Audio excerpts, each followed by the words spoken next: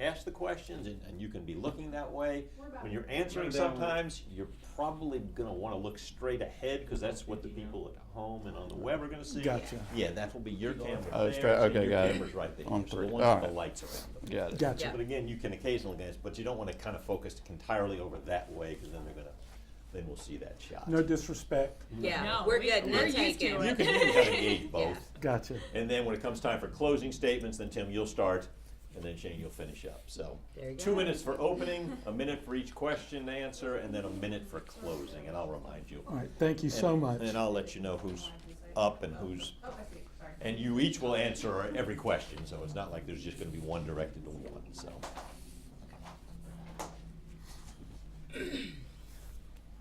And we will not repeat questions, so listen and fill in the blanks. Yeah, And some of the questions are 2 minutes long, so it'll be a little difficult. it'll be, Oh, yeah. no, just hang on to the last part of what. Yeah, the exactly. question is at the end. Yeah. So there's some we kind of set up with Oh. a general statement, just to give you framework and give you time to think, and then the question will be at the end, but. Yep. Okay, good. All right, Raj, this is about as good as we're gonna get here.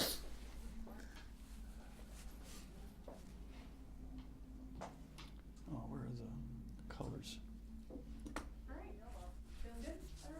Yeah, everyone good? Where's the Yes. red, green, the signs for time? Oh, yes, okay. yes, All right. on both sides, and Tiffany, so you'll catch it. Yeah, Do y'all need her closer to you so you don't have to turn to see Tiffany, or are you good? Oh, okay. Can you see her out of your peripheral Well, she's there? starting to hit us, so I'm good. Yeah, we got both, yeah, we got you on both sides, so each candidate has their own yeah, and time. you'll kind of be able to get a feel if you feel like you're Oh, going yeah. a little long, you can just kind of glance. Yep, No and then I'll go, problem, sir. Thank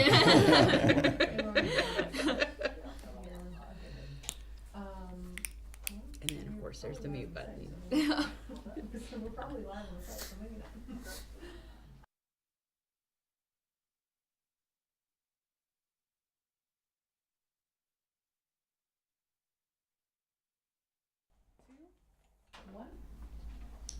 Hello and welcome to our political forum, brought to you by 13 WMAZ and Robins Regional Chamber. I'm 13 WMAZ news anchor Frank Malloy. Welcome you as we count down to Election Day in our midterm elections. Right now, we are focusing on Houston County Commission Post 2. We're pleased to welcome our candidates to this forum, and they are Shane Gottwals and Tim Reilly.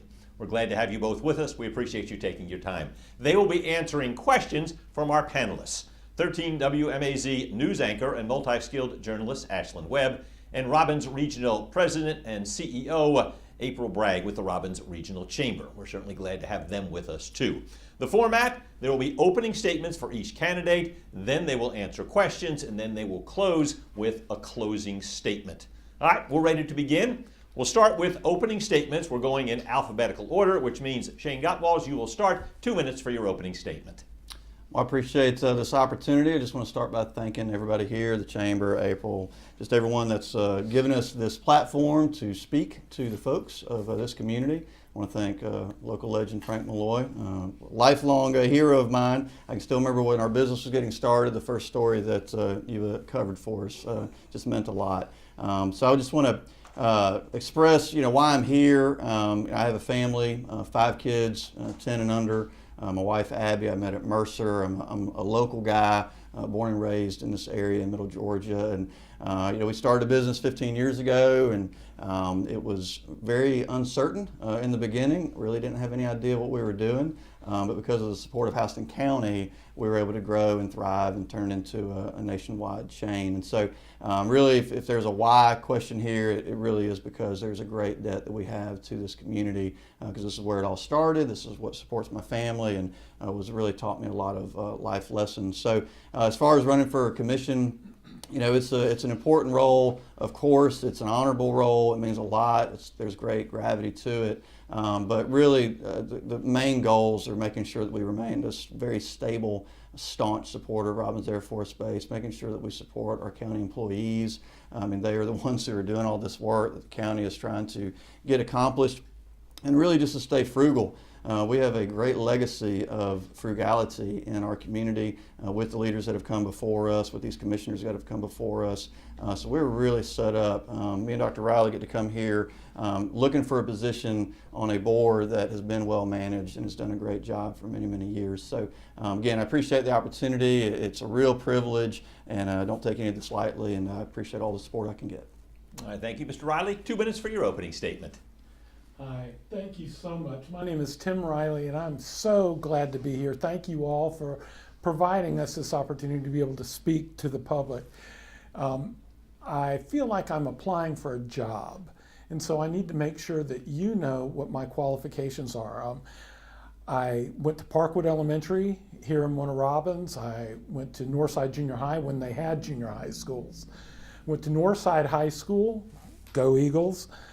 And then I got my bachelor's degree at Mercer University. I got my master's at Georgia State University. And I did my PhD work at Clark Atlanta University. So I'm Georgia educated. I have thoroughly been blessed to be a member of Houston County's community for so many years. And I decided to run for commissioner to be able to give back just a fraction of the joy and blessings that I've been given from this county. It is something that's so near and dear to me, and I am so grateful to have this opportunity. I'm so grateful for the thousands of people that voted for me in the primary. And so I hope we can continue that momentum into the general election, and I will run an open seat. If you need to talk, you call me.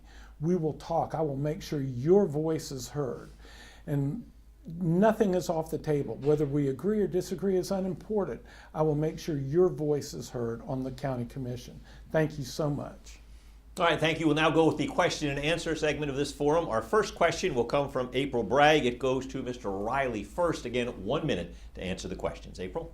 Thank you, Frank. Gentlemen, with no incumbent still in this seat, both of you would be newcomers to this position. What do you view as the greatest challenge in the role for a new commissioner coming on the board? Thank you so much for your question. This is where I feel like I would be able to excel. I have been blessed to have been a publicly elected official before. When I lived for about a decade in Hawaii, I served as what you would call the vice mayor of my city. And so I will be able to hit the ground running. No on-the-job training will be necessary. I'll be able to make sure that I get the job done immediately.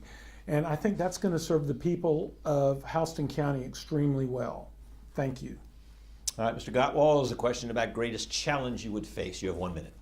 So looking at this position, I think as far as what gave me the confidence to step into it is really these 15 years of just the hard knocks of running a business. And a big part of that is employee retention and keeping up with the needs and having open ears to the employees of this of our business, and now translated into the commission, the employees of the county. So I've been very intentional to try to reach out to some of these employees, understand the needs. So when it comes to a challenge, I mean, we're allocating all these funds, we're giving money to these various departments, we're giving these initiatives, these different directives, but they've got to have, I have to have earned their respect. It is a lot easier to keep the good employees that we have than it is try to lose them and then try to replace them with other qualified workers. And right now we're really set up for success with the people that are on the various staffs that we have in the county, and I want to keep those relationships going. All right, next question comes from Ashlyn Webb. It goes to Shane Gottwalls first. Again, 1 minute to answer. Thanks, Frank. Good evening to you both. Is there a particular issue that's motivated you to serve on the Board of Commissioners? I mean, I think number one is just you reach a point when, maybe not that I complain every election cycle, but you just say to yourself, okay, what I wish this person would run for a position, or I wish someone with these kind of qualifications would run, because I feel like those unique skills would match that role. And just looking over, I'm not good at a whole lot, but what I feel like I am good at is exactly what a commissioner does. It's logistics, it's again employees, it's budgeting, it's money. I mean, just it's so much spending. There's so many dollars involved. And we're in a healthy county that's got a lot of money at our disposal. We've got a great record behind us. I'm standing on the shoulders of giants with the commissioners that have come before me. And so I said, wait a minute, this feels like I'm that guy who needs to step in and pursue a role like this. And so that's probably my primary motivation. All right, Mr. Reilly, issue motivating you to run for this office. One of the main issues that motivated me to run is public safety. It's a paramount issue for me. We have to be able to feel safe in our own skin, feel safe in our own homes. And it's crucial that we do take care of that as quickly as possible. We're making strides right now, but we can do better. And one way we can do better is the support of our Board of Commissioners in being able to retain our public safety individuals. Thank you so much.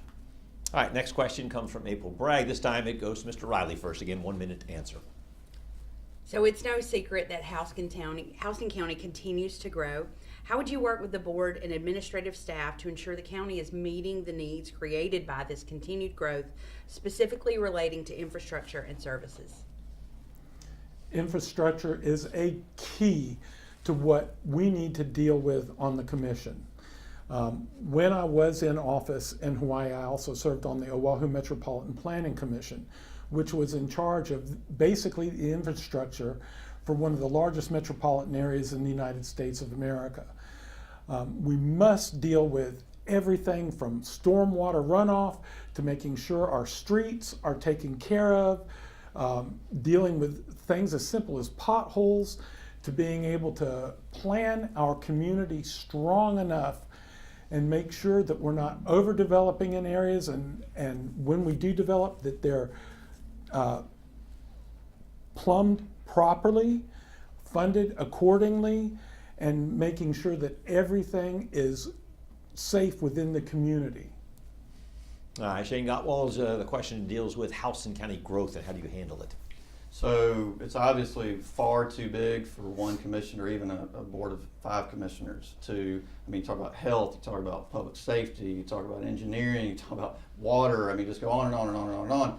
It's too much for these 5 people to think that we can just come in and handle it. That's why you have departments. That's why you hire department heads. And I have learned it the hard way in business, to hire someone, or maybe boards and things that I've been on, where you have a director of an organization for a nonprofit or something, and yet the board decides, well, we have that executive director, but we're going to step in and try to do their job, or tell that person when she's not doing the job they're supposed to do. But you hired them as an executive director. We hire these different department heads for those specific positions. So we have to equip them, give them what they need, and then trust them to do that work. And fortunately, we're so well set up with the employees we have in this county that, my goodness, I need to sort of get out of the way, give them what they need to do their jobs effectively. All right, our next question comes from Ashlyn Webb. Shane Gottwal, you will answer this one first, and then Mr. Reilly. What, in your view, are major issues facing Houston County, and how would you address these? You do see, you got to think about the county overall. There's some areas that are just in complete need of redevelopment. There are other areas that have grown so fast that the infrastructure hasn't kept up. Then there's other areas, there's a mix. Our county is just so diverse when it comes to business needs, to development needs. I'm even in favor of things like focus on the arts. I'd love to see more of a focus on theater, on music. There are all sorts of public and private partnerships that we could work together on to make some of these things happen. Maybe provide some funding to get things off the ground, and then have private organizations move forward with some of these quality of life initiatives. So there's all kinds of opportunities, but fortunately there are not a whole lot of glaring major issues in Houston County right now, because we've done just so well. There's always ways we can improve. All right, Tim Reilly, major issues facing Houston County. In my opinion, Houston County is the cream of the crop, especially for Central Georgia.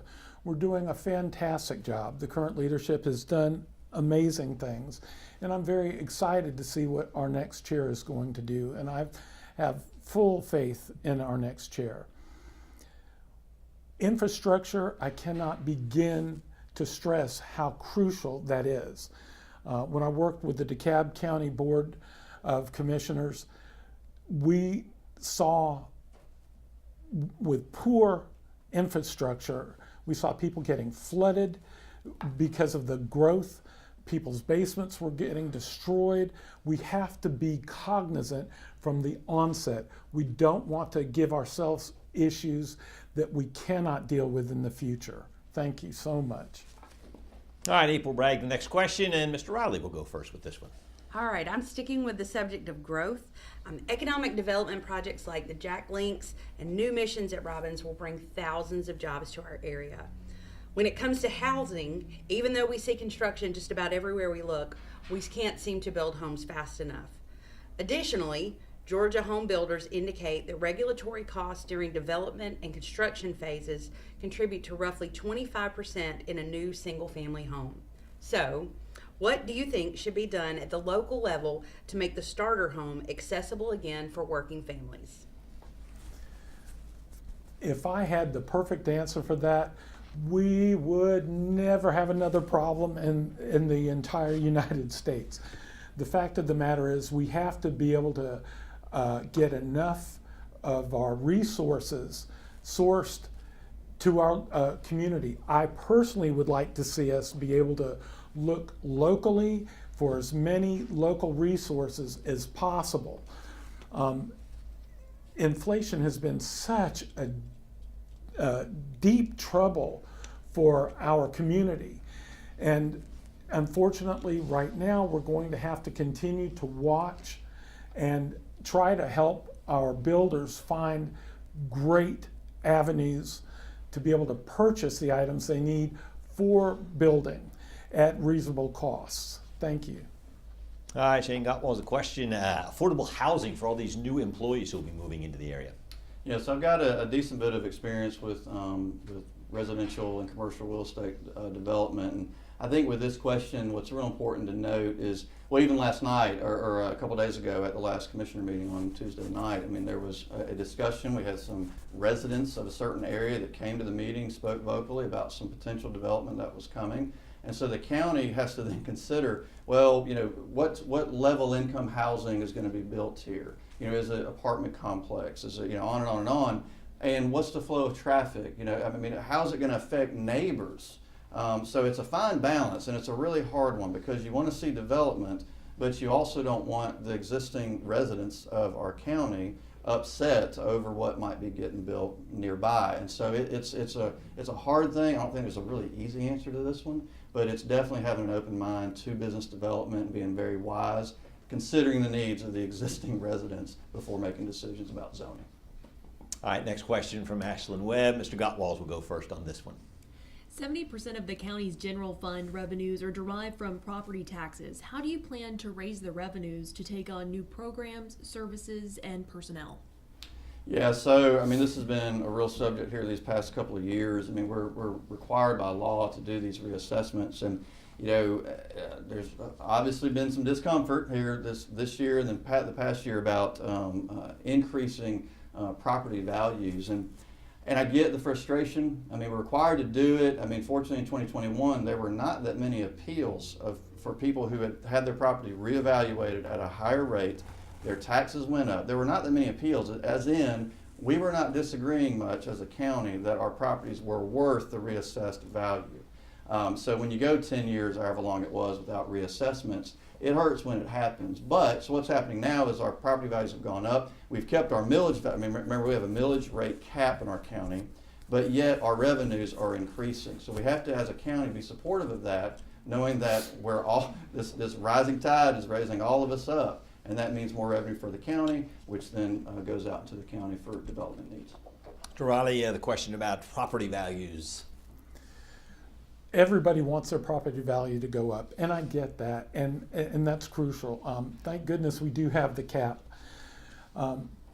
What we've got to do to be able to fund what we need funded is to be able to attract more business to the county. Right now we're doing a splendid job of that. I love the fact that we've got these booming new businesses coming into Houston County, and that's going to increase our tax base exponentially. I really appreciate what Mayor Patrick has done, and that she's working to revitalize downtown Warner Robins. I think it's going to be amazing if we can do something like Perry has done. Their downtown is absolutely amazing. People are flocking down there doing the food truck Fridays. We need that here in Warner Robins, and Centerville's doing a great job as well. So that's where we're going to get our revenue. That's where we're going to be able to fund our county. All right, we continue on with the question and answer portion as we roll through this forum right now. April Bragg with the next question. Mr. Reilly, you get first shot at this one. It's no secret that Robins Air Force Base is the economic engine of Middle Georgia. How would you describe the county's current relationship with the base, and what are your plans to enhance these relationships? I love the base. I love the military, and I think our relationship is good. Thank goodness for the base. I'm a military brat. My father was in the Air Force, and he was a double dipper. He actually worked there after he retired from the Air Force as well.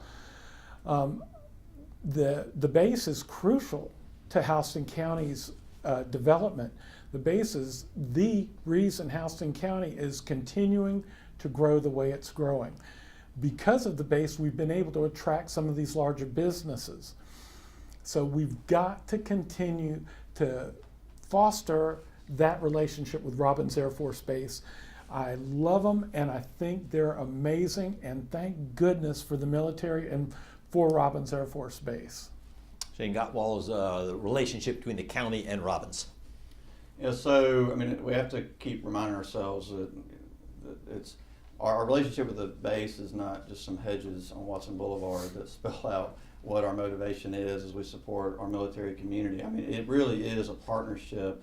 Fortunately, I mean, I personally have some wonderful relationships with the base, but what is the purpose of government? It's to protect the people first and foremost, right? I mean, as a county commissioner, I mean, we're spending money, we're in some of the nitty gritty, but my gracious, we're to honor our military heroes on a personal level, doing everything we possibly can. If you come to the commission meetings, the Tuesday morning meeting, I mean, every time there's an airman that comes in who does the pledge, who shares a word, talks about where they've been, where their stations, their different deployments.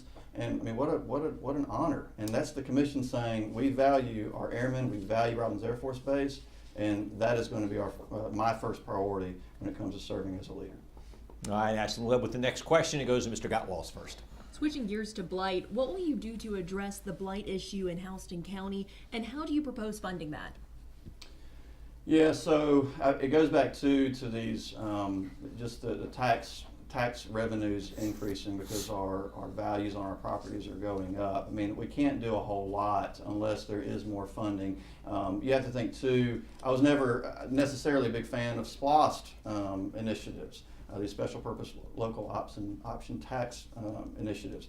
But if you look at the long list, I mean, we're still spending money from SPLOST, like 2 or 3 SPLOST ago. It has done incredible good for maintaining and developing what we're all about. So I'd be in support, and maybe the next round of SPLOST initiatives that would come out. And that, I mean, I think that's probably the biggest way. But ultimately, it is making sure that we are maintaining a thriving business community that brings a lot of tax revenue so we can then do those extra projects that benefit us all and make our community look beautiful. Mr. Reilly, dealing with blight in Houston County. Unfortunately, blight is here, and we've got to control it, and we've got to control it now. Again, I'd like to give a shout out to Mayor Patrick, because what they're wanting to do in downtown Warner Robins is precisely what we've got to look at countywide. We have to reach out in Perry, in Centerville, and we've got to stop the blight before it gets too much. Revitalization is crucial. Bringing in new business is the key to stopping the blight. We can give incentives for taking over blighted areas for the new business, and let's attract bigger businesses. We need stuff like Costco and Sam's here. You know, that's one thing we've got to have in Houston County.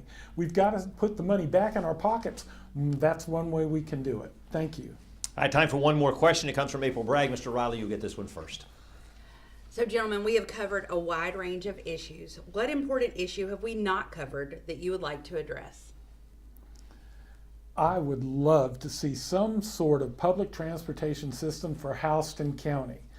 We have so many people that are trying to get from point A to point B, and it's extremely difficult, particularly with our senior citizens. They need to be able to get to the stores. They need to be able to get to the doctor appointments. We need something. If the other communities around us are able to do that, we should be able to do it. We're big enough now. We have the capacity to do it, even if it's a small set of routes up and down the major thoroughfares in Houston County. We've got to be able to do something about helping our citizenry get from point A to point B safely. Shane Gottwal's issue most pressing to you right now? It's, I guess, pretty personal just as a local business owner. I would love to see more grant programs coming from the county that help develop small businesses, especially small businesses that are started, born and raised out of Houston County.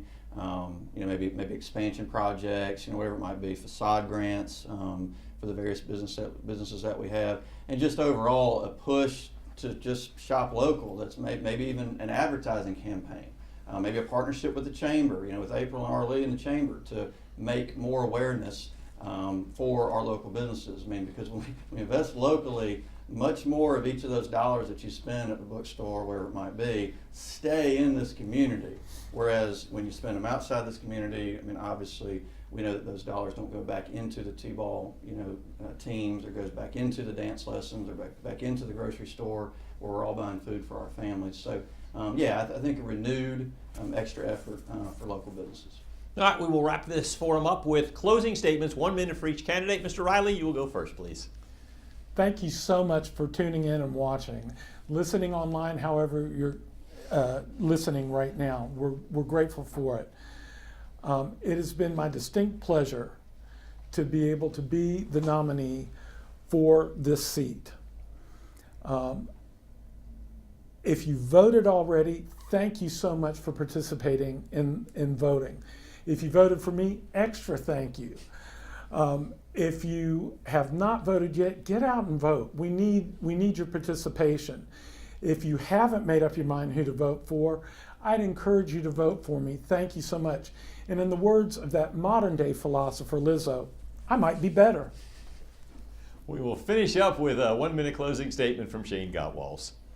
I'll match it with, in the words of C.S. Lewis, if I find in myself a desire for which nothing on this earth can satisfy, I know that I'm made for another world.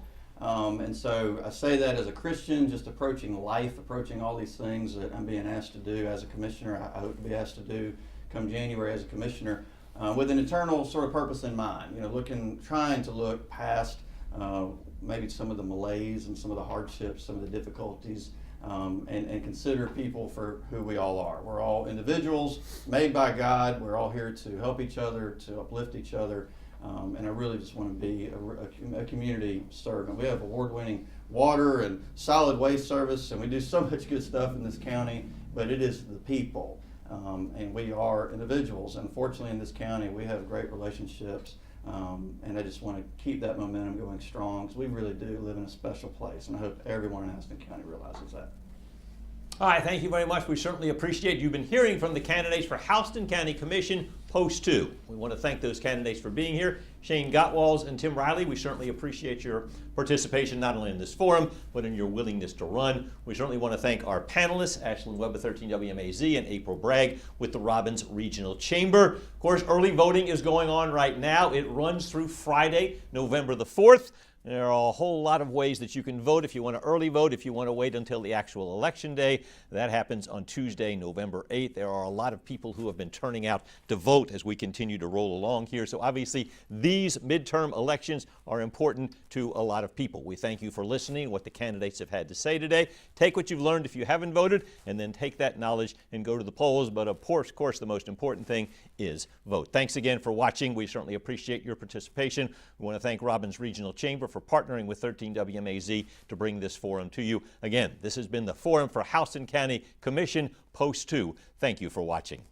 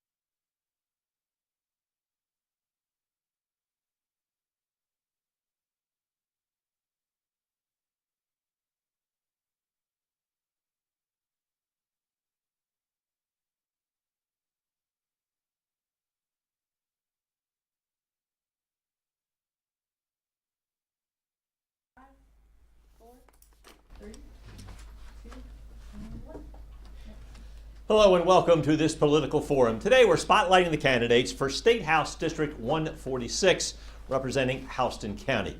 I'm Frank Malloy with 13 WMAZ. We're proud to partner with the Robins Regional Chamber to bring you this political forum as we count down to Election Day, which is November 8th. The candidates for State House District 146, the incumbent, Shaw Blackman, and the challenger, Courtney Driver. We certainly appreciate them both being here. They will be answering questions from our panelists, 13 WMAZ news anchor and multi-skilled journalist Ashlyn Webb, and Robins Regional Chamber President and CEO April Bragg. We are certainly pleased with their participation. The format is simple. Each candidate will have a 2-minute opening statement. Then we will have question and answer with our panelists, and then we will finish with a 1-minute closing statement. So we're ready to get started. We'll go in alphabetical order with opening statements.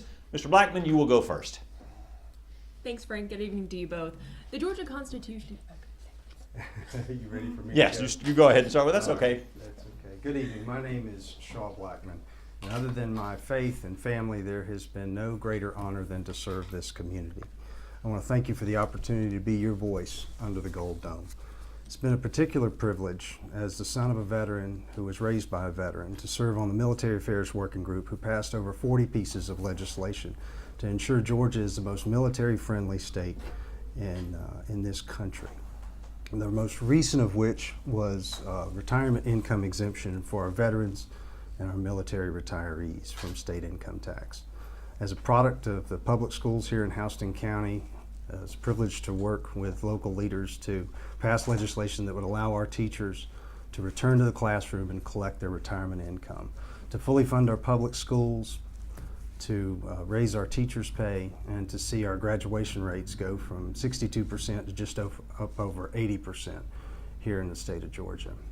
And as a small business person and as the chair of the Ways and Means Committee, to be part of the team that made Georgia the #1 state in which to do business for 9 years in a row, and to author and sponsor the largest income tax cut in Georgia history. It's been a humbling experience. They say home is where the heart is.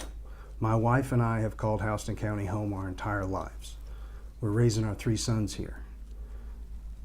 To say that our hearts are in Houston County would be an understatement.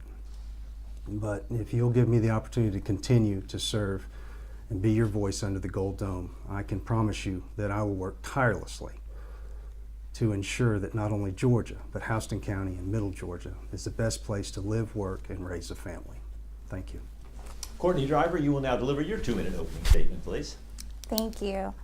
And thank you to the Robins Chamber and 13 WMAZ for hosting this very important forum. My name is Courtney Driver. I'm a proud mother to a 1st grader. I'm a proud veteran, having served my country in the Marine Corps.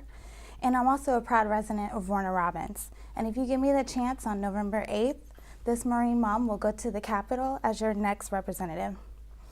We can no longer tolerate the failed and divisive leadership of the Republican elected officials. I know we probably have a lot of football fans listening tonight. And to you I say, we have to play back the game films of the last 4 years of Republican control.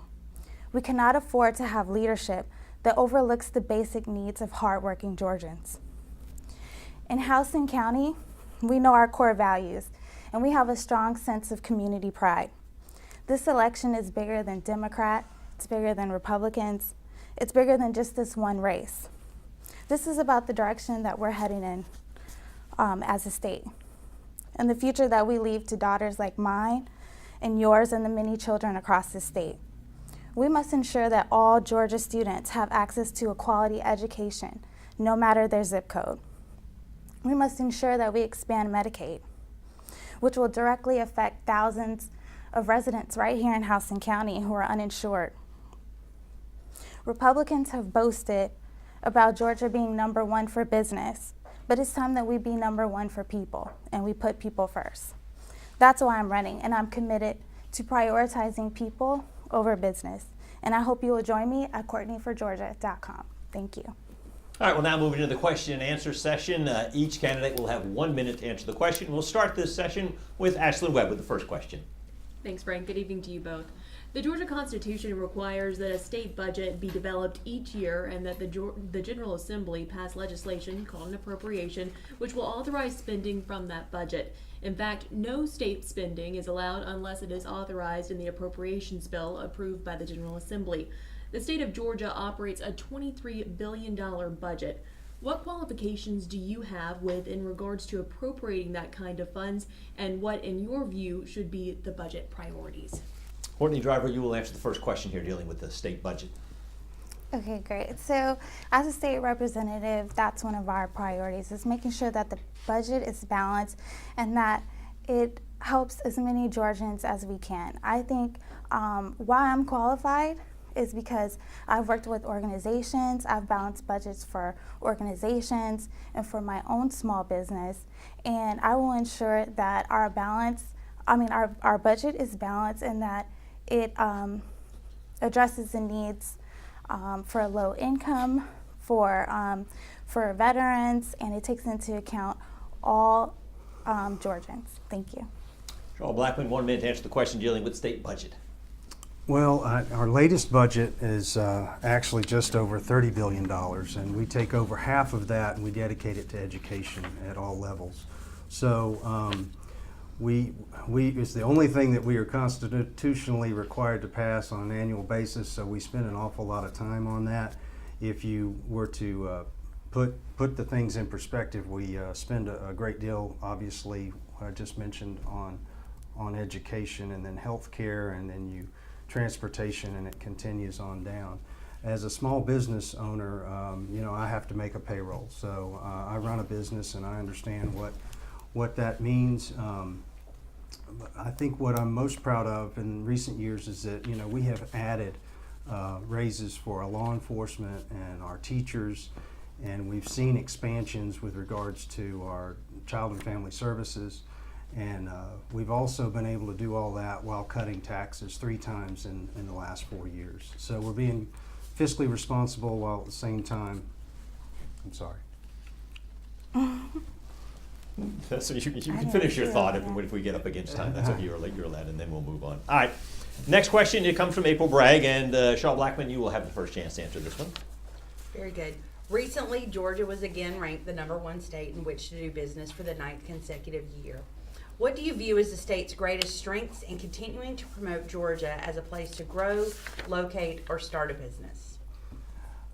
Well, I think we've done a number of things to create the right kind of atmosphere here in Georgia, particularly in Houston County. I think one of the things that is telling along those lines is in the last year we've seen 51,000 new jobs come to Georgia, over 21 billion of new investment, and the majority of that, 3/4 of that, has come in rural Georgia. So I think to remain focused on the rural parts of our state, we've seen growth in and outside of the metro area, and I'm excited about what we're doing in regards to workforce and making this place very friendly from a personal income tax perspective as well.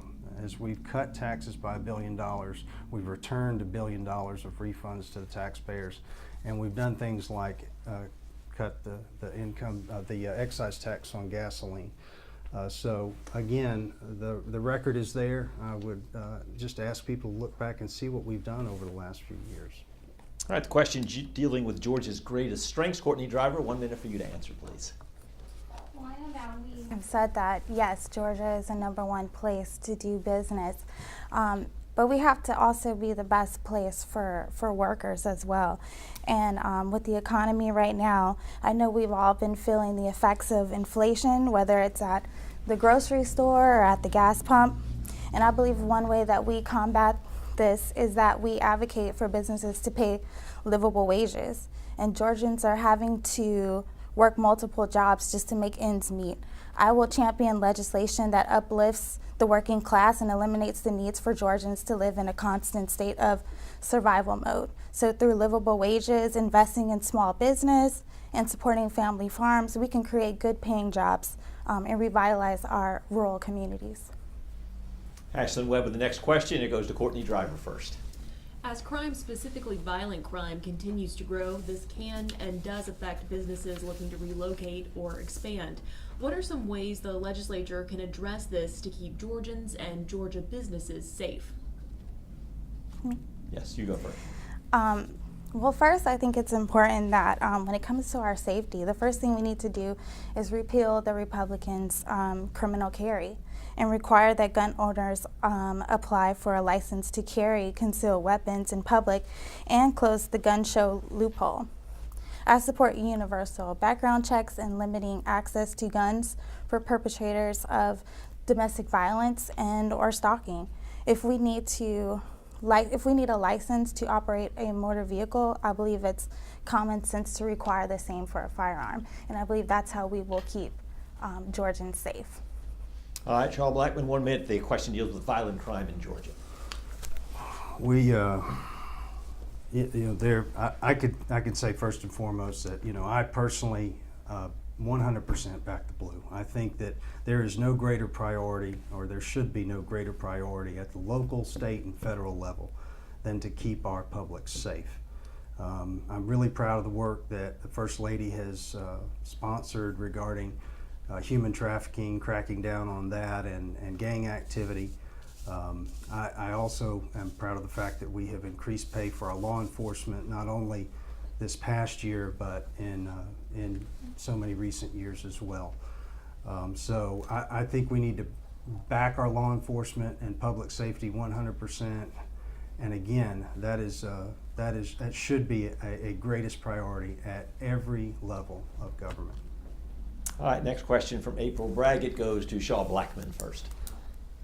We are in the unique position of having both record low unemployment and high job creation here in the #1 state for business. Statistically, there are 4 jobs for every 1 person looking for work. Small businesses can't grow without skilled workforce, and large corporations won't continue to flock to Georgia without a strong talent pipeline for high demand jobs. What are things that can be done to continue to develop the talent and workforce pipeline? The proverbial question, great question. I think if you look at historically what we've done here in Houston County, I'm really proud to work with Dr. Ivan Allen and put together what we have with Colonel Ross at the Vector Center and bring that here to Houston County, where we transition our veterans from military life into civilian life and give them a profession, certified profession of their choosing. I just met Reginald last night, and he teaches a class right there at Vector where they teach people how to start their own business. The pipeline is interesting because, I dropped my 4-year-old off at the Museum of Aviation here for some STEM activities this morning on a field trip, and I think we need it at every single level. And what we're doing with the high demand career initiatives at the technical college level and at our universities, what we're doing with dual enrollment, and the things that we're doing to further incentivize folks through that pipeline in a quicker fashion. Thank you. All right, Courtney Driver, 1 minute for the question. Talk about developing skilled workers here in Georgia. Well, first, Mr. Blackman is right. We are doing great work through the Vector Center, helping our veterans get back into the workforce. One of the things we can do, like I said before, is pay livable wages. But also, I believe that we can provide technical college to be free at cost for anyone here in Georgia, and I believe that we have room in the budget to make that work, and I believe that that will help Georgians be competitive in the workforce, and it will help boost our economy as well. Next question comes from Ashlyn Webb, and it goes to Courtney Driver first. Will be the one to answer this one. Ashlyn. The General Assembly and Governor recently gave a tax rebate, suspended the gas tax, and lowered Georgia's tax rate. Going forward, do you support this? Why? And what would you like to see Georgia's revenue improve or change? Well, I know that my opponent has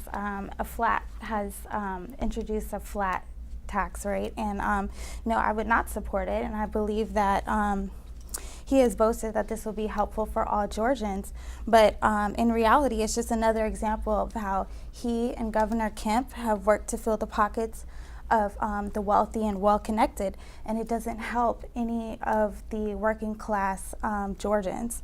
And so the flat tax gives an advantage to the wealthy at the expense of the working class.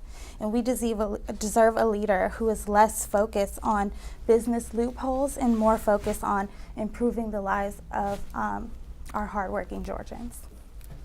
Shaw Blackman, your turn to answer the question. 1 minute, please.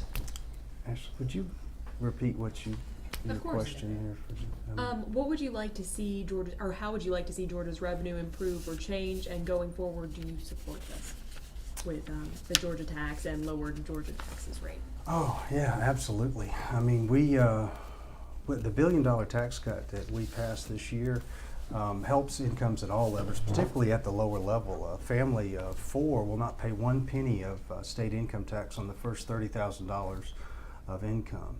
And if you look at that same family of 4 at $60,000, they're going to save over $500 a year. So I think that if we're going, it's not our money first and foremost. So returning that to the taxpayer and allowing them to keep more of their money is first and foremost in my mind. And I think it's healthy for our economy. And when you have the kind of inflation that we see coming out of Washington, D.C., the rising prices and just runaway gas prices, et cetera, we're going to have to continue to do more of that and ensure that people can keep more of their money to take care of their families. And if it were up to our opponents, we would have seen we would not be leading this nation in COVID recovery. And I'm very proud of where we're at on that. Thank you. All right, we have about 10 minutes left in this forum. We'll continue with our question and answers. Next question will come from April Bragg, and it goes to Mr. Blackman first. Thank you, Frank. Robins Air Force Base is a vital component for our national security and a critical economic catalyst for Middle Georgia region. Over the last several years, the General Assembly has passed upwards of 50 pieces of legislation to make Georgia more military friendly, including the military retirement tax exemption. How do you intend to continue to support Robins and our military and all of Georgia's military bases? Well, I think that when I first came in as being part, I mentioned before, of the Military Affairs Working Group in the House, is where we started. We now have the Georgia Joint Defense Commission, and as a member of that in the General Assembly, we travel from base to base, and what we're doing is listening to the people as we travel from, whether it be Hunter or Stewart or Robins or wherever we go. Obviously, my heart is here at Robins. That's why we're here. My family, my grandfather was an airplane mechanic in World War II and served in the Pacific, and so we came here so he could work on planes at Robins Air Force Base. It is one of the highest commitments that I give to this community. And I think what we're looking at now is to continue to try to find ways to augment the workforce that we need, especially here at Robins, in a high-tech environment and in a high-tech world. All right, Courtney Driver, 1 minute to answer the question dealing with support for Robins Air Force Base. Yes, we are home to one of the largest military installations in the state. And as a Marine, I understand the importance of mission readiness. And as your next state representative, I will always fight to ensure that Robins region thrives for years to come. Our service members and our veterans deserve our unwavering support. But as someone who has served, I understand how it also impacts military families. We need to make sure that we support military families on the bases, around the base, and anyone coming through the base. I chose to live here in Warner Robins because of the closeness of this community and the spirit of helping one another. I will do everything I can to ensure that Georgia is a welcoming home to veterans and their families and also service members, not just here in Robins, but all over the state. And I will work with the federal delegation to end veteran homelessness and expand health care and mental health treatment to veterans. All right, Ashton Webb with the next question. Courtney Driver, you'll have the first chance to answer this, please. Thanks, Frank. Switching gears to education, Governor Kemp and the General Assembly have passed and signed into law measures for teacher recruitment and retention. What other education improvements are needed, and how would we fund them? Okay, so as a mom to a first grader here in the Houston County School District, I'm also a member of the school council there where she attends. Education is a top priority for me, and here we are fortunate to have one of the top rated school districts in the state. But for as a whole, ranking among other states, we are pretty low. And so I believe that all Georgian students deserve a quality education no matter where they live. And that means that we have quality teachers and that they also receive quality pay. And I support raising teacher salaries to start at $50,000 a year. And I support long-term investments into education, not just when we're in a crisis or in a pandemic. So our teachers invest so much time in our children. It's time for us to turn back and invest into them as well. And I also am in support of making technical college free for all Georgians as well. All right, Shaw Blackman, 1 minute for the question dealing with education improvements in the state. Well, I'm really proud of what we've done. I mean, you mentioned some of them, but increasing our teacher pay across the board for all teachers, fully funding our public education. We do have great schools here in Houston County. Really proud to be a product of the schools, graduated from Warner Robins High School, and feel like we have done a tremendous job over the years to ensure that we do right by our teachers and our educators. I think the number one thing that we can continue to do moving forward, we've done some of this, but is to allow our teachers to teach and take the administrative work off of their backs and allow them to do what they entered the profession and what they love as they entered the profession, and that's teach those students the subjects that they're assigned to teach. All right, we continue on with our question and answer. Now, the next question comes from April Bragg. Mr. Blackman, you'll get the first chance to answer. 1 minute, please. More rural counties like Houston County are seeing increases in panhandling and the growing homeless population. What can be done at the state level to support local communities struggling to address this issue in a lasting way? Well, I mean, I think that we have seen what we've done in the last couple of years regarding grants that go to places like Rebuilding Together and Habitat for Humanity. I volunteered myself there and love Margaret Flowers with Joy Genesis House here in town. And I think we continue to help augment those types of services that are available at the local level and invest funds wisely so that we can support them. All right, Courtney Driver, a question dealing with the homeless population and how to handle that and deal with it and support them. Great. So thank you for the question. I believe that what we can do is we need to put more funding into shelters, and we need to work with local governments to make sure that they're not criminalizing anyone for being homeless, and that if we are asking them to move somewhere else, that we're giving them a place to go. And so we need to have enough shelters to accommodate the homeless population in certain areas. And we need to put more money into that. So working with our federal government to get this done as well. All right, that will conclude the question and answer segment of this political forum. It is now time for closing statements from our two candidates. Each candidate will have 1 minute to give us their closing thoughts. We'll go in reverse of the opening statements. That means, Courtney Driver, you will have first opportunity here for a closing statement. Thank you. So I believe the contrast between my opponent and I is clear. I fought my whole life for people, from my time spent in the Marine Corps to the time spent in organizations working to combat the issues that are affecting people every day. My opponent has fought for tax breaks and business loopholes that only benefit the wealthy and well-connected. I will champion legislation that uplifts the hardworking middle class and eliminates the need for Georgians to live in a constant state of survival mode. We need to start with paying folks a livable wage, giving them access to the health care that they need to thrive, and providing quality education to all Georgians. I will ensure that we have a balanced budget that addresses the needs of everyone. And so for a safer, thriving Georgia, please vote for Courtney Driver, November 8th. Thank you. And we'll conclude this forum. Shaw Blackman, your closing statements, please. Well, some of you have heard me say this before, but My youngest son, he really fell in love with the movie The Grinch, the latest one from 2018, and if you've seen it, it's quite a movie.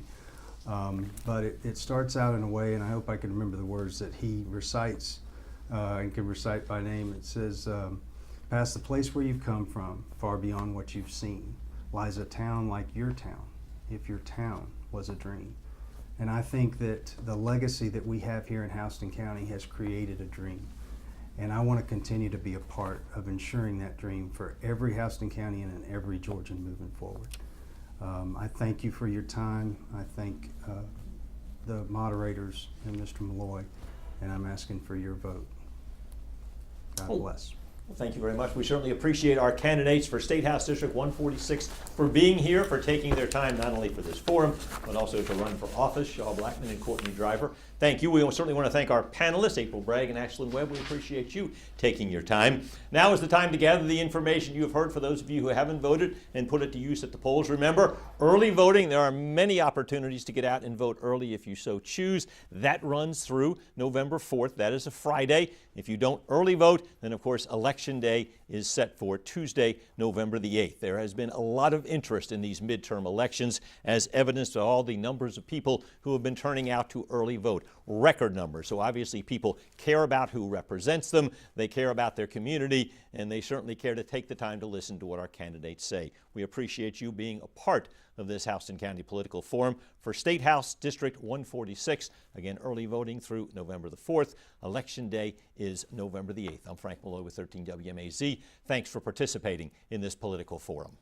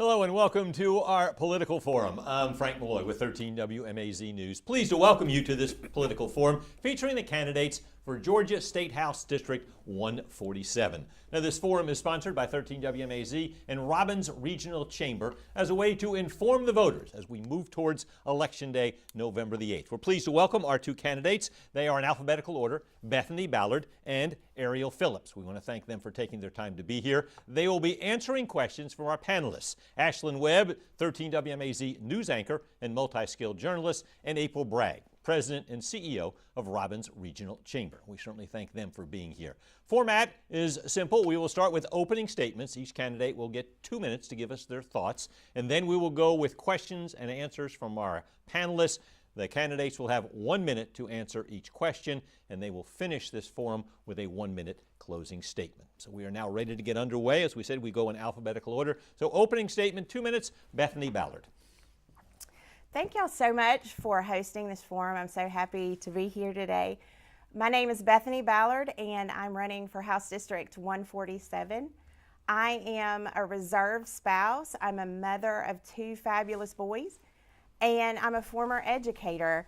And my husband and I decided to move to Warner Robins over a decade ago and settle here and make this our forever home because of the wonderful people who live here. This is a community that is patriotic. It has a heart for volunteerism. It has a heart for service. And other than the place I grew up with my parents, we have never felt more at home at any place we have lived. I decided that now that my boys are a little bit older, that it was time that I give back to my community. And the most meaningful way that I think that I can give back is to represent the citizens of Houston County in Atlanta.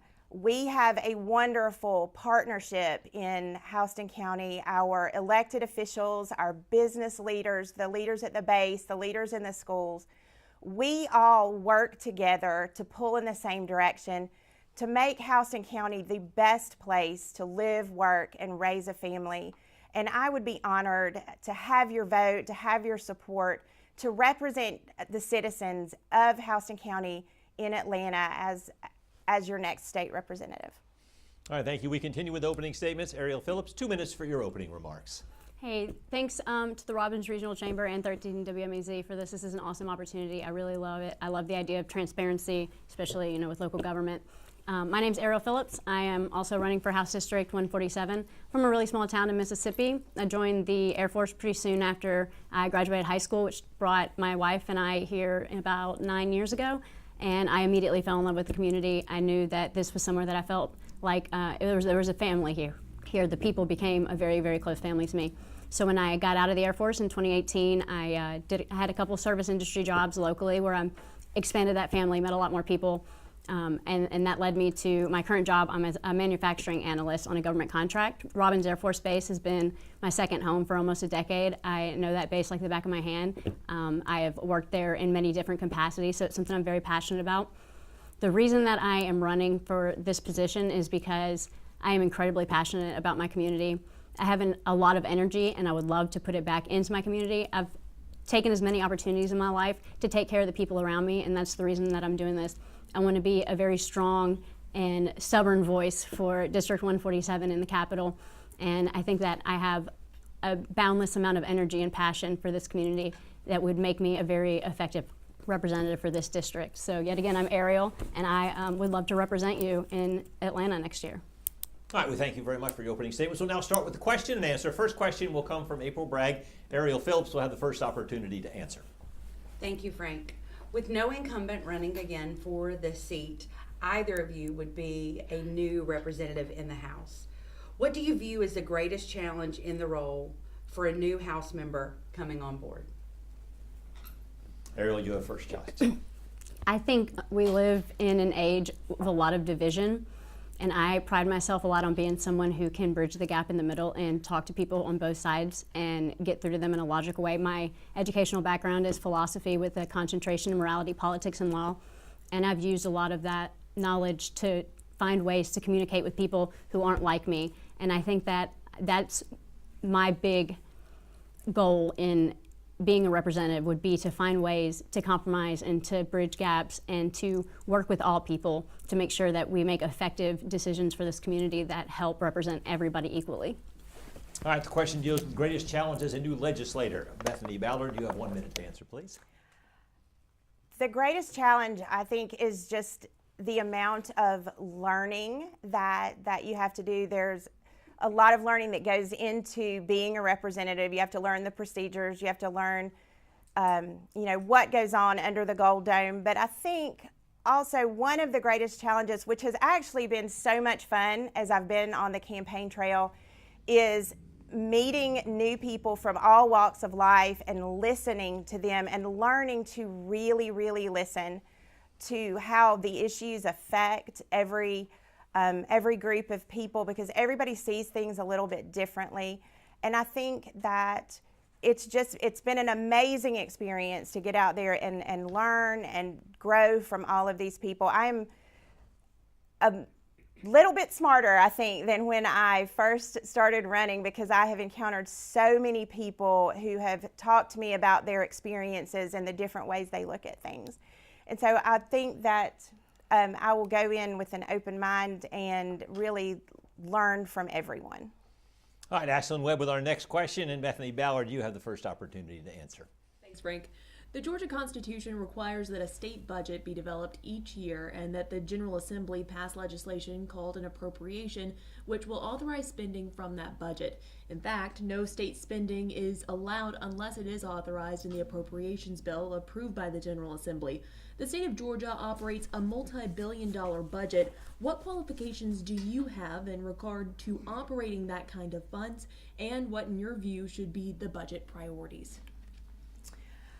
Well, I've not dealt with a budget that is quite that large, but, a budget is a budget. And I have managed our family budget, our household budget for a long time. And the thing is, with a budget, you can't spend more than you're bringing in. And so we need to always be mindful, because the money that we bring into the state is not our money as legislators. It is the people's money.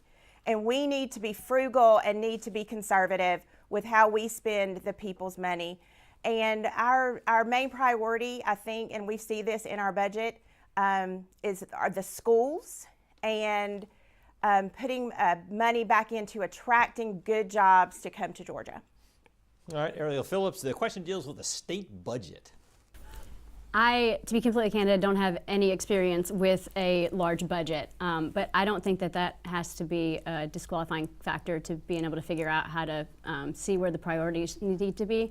I would be very interested in looking at it and seeing if there's any wasteful spending. I know there are a lot of things that I see out in the world, and I don't really know that they should be a priority. So my priorities for at least District 147 with the state budget would be public education, make sure that both teachers are getting prioritized in that. Opportunities for the unhoused community. We have a lot of homeless people out there that need support, and then veteran support specifically in this district, because there are a lot of veterans that are struggling to find jobs and find opportunities. So I think we need to make sure that there's funding going into resources for them so that they have the support they need. All right, we continue with the question and answer portion. April Bragg with the next question, and it goes to Ariel Phillips first. Recently, Georgia was once again named the #1 state in which to do business. What do you view as the state's greatest strengths in continuing to promote Georgia as a place to grow, locate, and start a business? I like that question a lot. I'm going to answer it on a bigger scale, not just from the business perspective, but it does help business too. I think if we're looking at the biggest strength of Georgia, it's resilience. I think throughout history, Georgia has been a state that has been a trailblazer for other states to see how things need to be done to effectively take care of their communities. I think that we are incredibly resilient in a lot of areas, and I think small business is one of those too. I think there's a lot of work we can do for our small businesses, but I think we also do a good job at taking care of them for what we have here now. So yeah, small businesses, definitely. All right, Bethany Ballard, the question deals with the greatest strengths in Georgia, and how do you deal with them? I think the greatest strength of Georgia is the people of Georgia. We are a people who don't like to be told what to do. We like to chart our own path. And this makes us really strong. Can you repeat the question? I'm so sorry. It has to do with greatest strengths of Georgia. Okay. Georgia is a lot of things going forward. And what are some of the greatest strengths that you see here in developing them? The people, actually, and our love of small business, our love of bringing jobs into Georgia, and especially this community that is so welcoming.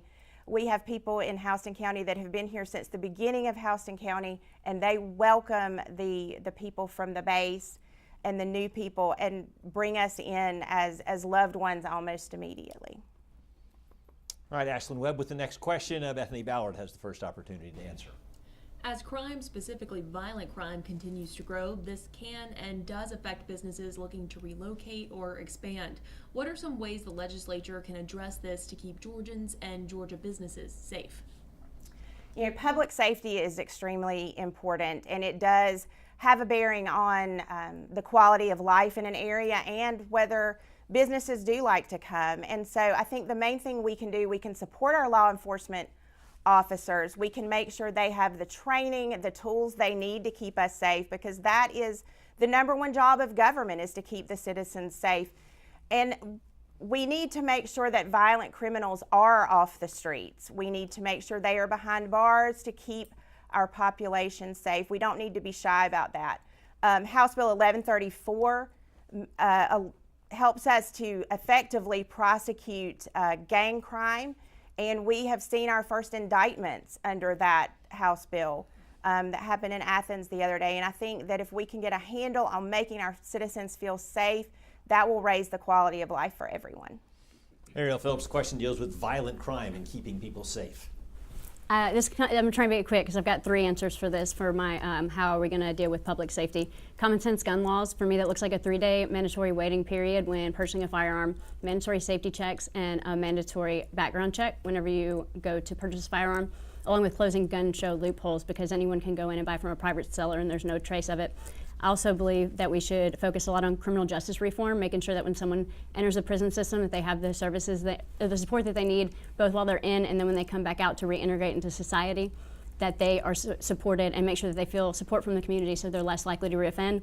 And then external support for law enforcement officers. I think law enforcement is spread pretty thin, and I think there's a lot of stuff that we can do externally to help them out, like having mental health organizations answer non-emergency 911 calls that deal with mental health problems or domestic abuse. I think that will help give them more room to focus on violent crimes. All right, we're about halfway through this political forum with our candidates for State House District 147. We continue with the question and answer. Next question is from April Bragg. Ariel Phillips will have the first opportunity to answer. The next question is on the hot topic of workforce. Small businesses can't grow without a skilled workforce, and large corporations won't continue to flock to Georgia without a strong talent pipeline for high demand jobs. What needs to be done to continue to develop the talent and workforce pipeline? I think that 2 things that we could do a lot to support having a stronger workforce would be supporting trade educations, not just college education. Whenever kids are graduating from high school, trades make up a large percentage of a lot of the blue-collar work in America. We need people to be pushed into that a little bit harder and take a little less stress on college being your only option. And also, I think that the minimum wage absolutely has to be raised to a livable standard. I think that's, if you have somebody who's struggling to work 2 jobs and still put food on their table, it's going to be a lot harder to get them to work in a job that's still paying just that same subpar minimum wage. So support for trade, education and trades, and minimum wage, raising the minimum wage to something livable, absolutely. Hi, Bethany Ballard. The question deals with developing a skilled workforce to fill all the jobs in Georgia. To develop a skilled workforce, we have to be able to partner with our schools. We have to make sure that our business community is partnering with the schools to turn out the workforce of tomorrow, to attract those jobs into our region. And we in Houston County do a phenomenal job of this. Our business community, our base, our school districts work together to do this very effectively. And now that we have the Middle Georgia Innovation Project that we have started, that is going to make sure that our schools are putting out those kids who are the college-bound kids, the kids who are going into the trades, and the kids who are going into the military. We are setting them up for success in whatever area they want to. So the key to getting good jobs in Georgia is to make sure that we have kids who are ready to enter that workforce and to build the trades of tomorrow. And so I think that partnership, which we do so well here in Houston County, is absolutely key to that. All right, Ashlyn Webb with the next question. It goes to Bethany Ballard first, please. The General Assembly and Governor recently gave a tax rebate, suspended the gas tax, and lowered Georgia's tax rate. Going forward, do you support this? Why? And how would you like to see Georgia's revenue improve or change? I do support all those things because of careful management and conservative management in the legislature. We had a surplus of funds. We were able to use that surplus to give that money back to the taxpayers because it's the taxpayers' money. And the tax rate will be lowered over time in the next few years. We will see that go down incrementally every year. And I think once we see those tax rates go down, we see more money kept in hardworking Georgians' pockets, we will see the economy flourish because people will have more of their money to spend. So I absolutely support all of these things. All right, Ariel Phillips, the question deals with recent tax cuts and revenue growth in Georgia. Can you repeat the three points for me real quick? Yes, tax rebate, suspended the gas tax, and lowered Georgia's tax rate. Right. So I'm saying this based off not knowing exactly every single thing that all of these things did, but I support anything that puts more money in Georgians' pockets. So I feel confident in saying yes, that if that is something that happens from that, then I am pro anything that makes sure that we are not struggling as people to put food on our tables.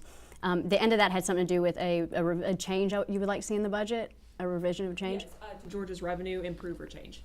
I'd like to see a lot more money going into public transportation. I think that is something that has not been fully funded in the past. I was driving for Uber and Lyft when I first got out of the military, driving people that didn't have cars that were having to pay $6 to and from work, and if they're making $7.25 at minimum wage, that's almost 2 hours of their day that they're paying just to get to and from work. So that's a problem. That's something that we should have to deal with. So I think public transportation definitely needs to be looked at, and there needs to be way more funding for it. All right, next question comes from April Bragg and Ariel Phillips. We'll get the first crack at this one.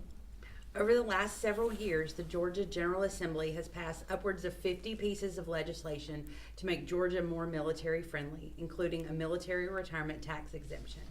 How do you intend to continue to support Robins and all of Georgia's military bases and veterans? Awesome. So I'm a disabled veteran. This is a vested interest kind of question for me. I'm very much pro let's take care of veterans and take care of the military bases. I think specifically for Robins Air Force Base, with it being so heavily civilian, military members get kind of left behind a lot. I know personal issues that I've seen with the base here is like it's hard to get good medical care because you're kind of reliant on just the clinic, and they're kind of stressed to their limit right now. So we absolutely need to look into making sure that veterans are taken care of in the military with their health care, and then when they get out, making sure that they have all the opportunities available to thrive, all the resources that they need to find a job, to get set up with the VA. That's a very complicated process that I personally have had to deal with. So yeah, definitely pro-military. I think we need to have a good connection with the community and the military bases, and we need to be taking very good care of veterans. Bethany Ballard, the question deals with supporting Robins Air Force Base and also supporting our veterans. One thing we can do, and that we've already done this, we lowered the time limit for licensure for military spouses. They have to get their professional licensure within 90 days of moving here so that they can continue their career and support their families. I would like to see that lowered to 60 days or even 30 days to ease that burden on military families. We do need to help our veterans with their navigating that healthcare system and navigating the civilian world once they leave the base. And in Houston County, we are so fortunate to have the Vector Center that helps our veterans get to where they need to be to navigate all of these things, to help get their civilian resume put together and to get them out into the job market and to convert everything that they have learned in their time in the military over into the civilian world. And I would like to see Vector Centers, that model put out throughout Georgia, and that's happening in some places. So I think that we're very fortunate to have the Vector Center to do all of these things for us. Well, time for maybe 2 more questions. Next question, Ashlyn Webb will go first, and it goes to Bethany Ballard. Governor Kemp and the General Assembly have passed and signed into law measures for teacher recruitment and retention. What other education improvements are needed, and how would we fund them? One thing that I think is needed, well, actually 2 things. We need to get rid of some of this high stakes testing. I got into teaching because I loved teaching and I loved imparting that knowledge to kids. I didn't enjoy having to worry about that test. The kids were stressed out by it. I was stressed out by it. I think we need to have dual diplomas. We need to get dual enrollment. We have to get that up. And that can be funded by wise use of our tax dollars. But we also need to start tailoring our education system to make sure that the kids are getting what they need, whether it's ready to go to college, ready to enter the workforce, or ready to go to the military. We want that to be a more tailored experience. And I think that teachers want to teach the child. And so I think that when teachers are able to do that, they will have much more job satisfaction.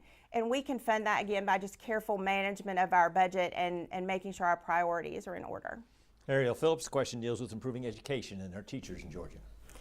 Teachers are the only group of workers in Georgia that are barred from collective bargaining. I think a really good first step would be to allow them the ability to tell people what they think that they're worth. So my first step for retaining teachers would be allowing them to collective bargaining. Also, I think there's a big disconnect with discipline in classrooms. I think teachers don't have enough backing from school leadership to effectively discipline the way that they need to in a world where we're expecting them for 7-8 hours a day to be your child's primary authority. So I think they need more support in disciplining in the classroom. And then I also agree with the standardized testing is it's kind of useless. We're not really teaching kids how to be adults anymore. We're teaching them how to pass tests so that schools look good, which I understand there needs to be some level for that, but standardized testing isn't it. It's taken way too much power from teachers on what they need to be able to teach in their classrooms and what they're passionate about teaching. And a passionate teacher is going to teach a lot more effectively than someone who's forced to teach something that they don't care about. Final question from April Bray. It goes to Ariel Phillips first. Thank you both so much for spending this time with us and letting us get to know you and your priorities better. We've covered a wide range of issues. What important issue have we not covered that you would like to address? Ariel, you'll go first. Awesome. The issue that I'm coming across that people are most worried about when I have been out talking to people is reproductive rights, and the fact that the 6-week abortion ban has already, there have been a few women in Georgia who have died from not having abortion access. And I think in a time when 50 to 70, depending on where you look, % of Americans agree that it should be the law of the land, who are we as the government to come, or candidates or representatives, who are we to come and tell you what you can and can't do with your body? That's not up to me to make that decision. So I think that it's a really big thing that needs to be addressed. I think that reproductive rights are very important, and access to abortion is something that should be a given. It has been the law of the land for almost the entire history of America, minus maybe 60 years. So it doesn't make sense to take it now when it's helped people so much in the past. Bethany Ballard, issue most important to you? The most important issue to me is reform of the foster care system. I have a number of friends who are foster parents, and I've talked to them. I've talked to DFACS workers. I've talked to several people who work at the Macon Children's Home, which is a phenomenal facility. And when I ask them, what do you need from us, from the legislature besides money, it's hard for them to answer that question because they're so overwhelmed. So we need to support our DFACS caseworkers. We need to make sure they have all the training they need, the support they need to work and see these things that they see. We need to love on our foster parents, make it easier for them. We need to, work on recruiting more foster parents. But the most important thing we need to do is we need to shift our paradigm, and we need to look at the foster care system through the lens of the child. What is most important for the child in the situation, not necessarily what's most important for the adults. And I think if we can shift that paradigm, we can make great strides in fixing some of our challenges in the foster care system. We now move into our closing statements. Ariel Phillips, 1 minute for your closing statement, please. Okay, I'll be less than a minute because I've already said everything I wanted to say about myself. Just to reiterate, I am doing this because I care incredibly for my community and to be a voice for all of us equally and to make sure that we're getting taken care of. I see a lot of problems in the community, and I think that I have good ideas for it, and I would love to be the one that can fix those problems for us. But this is a us game. It's not just me doing this. I'm doing this for all of us. Bethany Ballard, your closing statement to finish us up, please. Well, thank you so much for having us this evening. It's been fun. I would really like your support. I would like your vote. I want to give back to the citizens of Houston County that have given so much to me and my family over the last decade that we've been here. We could not have been more loved on than we have been in Houston County. It's been a wonderful place to live. My children have thrived here, and I would love your support, love your vote. You can visit my website at bethanyballard.com to find out more about me and my priorities. And thank you. You've been listening to the candidates for State House District 147 as we roll through Election Day. We want to thank our candidates, Bethany Ballard, Ariel Phillips. Thanks very much for taking your time to share your thoughts with us. We certainly want to thank our panelists, April Bragg and Ashlyn Webb. We appreciate you taking your time. Of course, early voting is going on right now. It runs through November 4th. A lot of people have already taken advantage of that. It's obvious these midterm elections are important to a lot of people, not only across the state, but right here in Central Georgia. Election Day is November the 8th. The opportunity for you to make your voice heard. We thank you very much for being here. I'm Frank Malloy with 13 WMAZ. We want to thank our partners with Robins Regional Chamber for helping us put on this forum. Thank you very much, and don't forget to vote.